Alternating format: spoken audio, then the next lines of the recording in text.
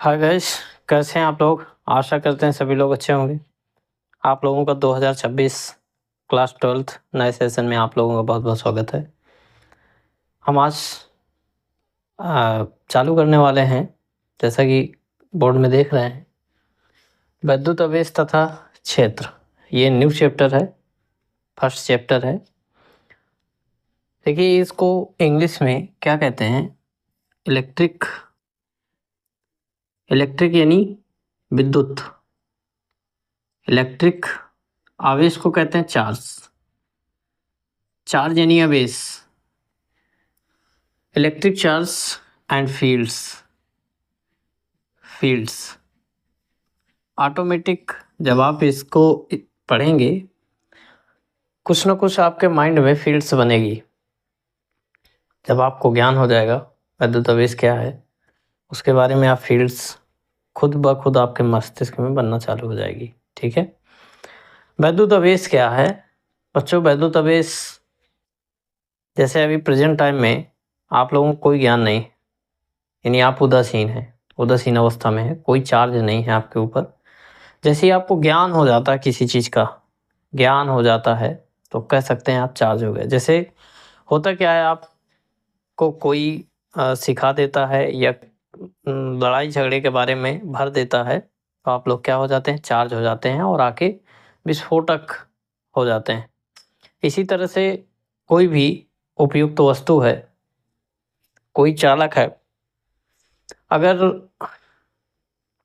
मान लीजिए कांच है और अवनुष की छड़ है, यह उपयुक्त तो कोई भी पदार्थ हो सकता है, तो अगर उसको आपस में रगड़ते हैं तो दोनों में एक विशेष गुण हो जाता है, छोटी छोटी वस्तुओं को अपनी ओर आकर्षित करने लगते हैं। अर्थात हम कह सकते हैं कि वो क्या हो गया? विद्युतमय हो गया, अर्थात चार्ज हो गया, वैद्युत आवेशित हो गया। उसी को हम कह देते हैं वैद्युत आवेश। यानी जब कोई दो वस्तुओं को रगड़ते हैं तो उनमें छोटी छोटी वस्तुओं को आकर्षण या प्रतिकर्षण करने का गुण आ जाता है, जिसे हम क्या कहते हैं? वैद्युत आवेश कहते हैं। उसके इस गुण को क्या कहते हैं? वैद्युत आवेश। किसके कारण है? वैद्युत आवेश के कारण। वैद्युत आवेश ना होता तो वो आकर्षित ही नहीं करता, यानी उसके गुण को ही क्या कहते हैं? वैद्युत आवेश कहते हैं। ठीक है बच्चों, देखिए हेडिंग डालेंगे वैद्युत आवेश। वैद्युत आवेश, वैद्युत आवेश के बारे में प्रयोग भी है। वैद्युत आवेश, electric charge. Okay, electric charge क्या है? जब हम दो वस्तुओं को रगड़ते हैं तो उनमें आकर्षण या प्रतिकर्षण करने का गुण आ जाता है, जिसे उसके इस गुण को वैद्युत आवेश कहते हैं। जब हम लिख सकते हैं, जब हम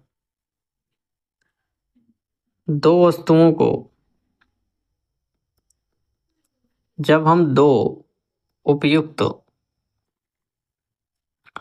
पदार्थों को आपस में रगड़ते हैं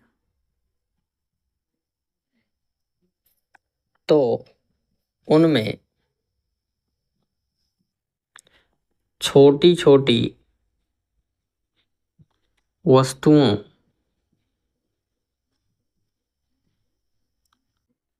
पर वैद्युत बल लगाने की शक्ति आ जाती है।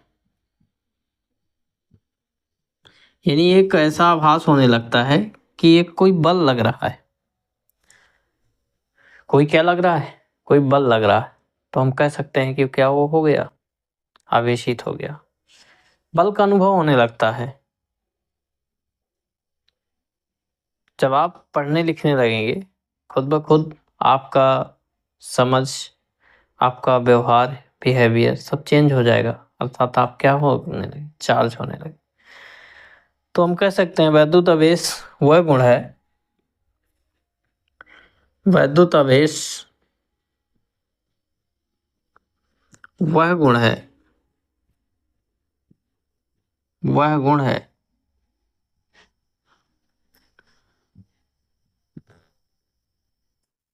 जो अपनी ओर, जो अपनी ओर वस्तुओं को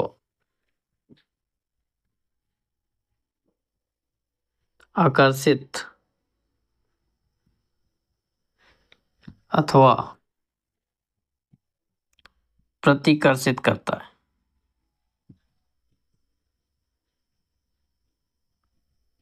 एक प्रकार का गुण है, ठीक है।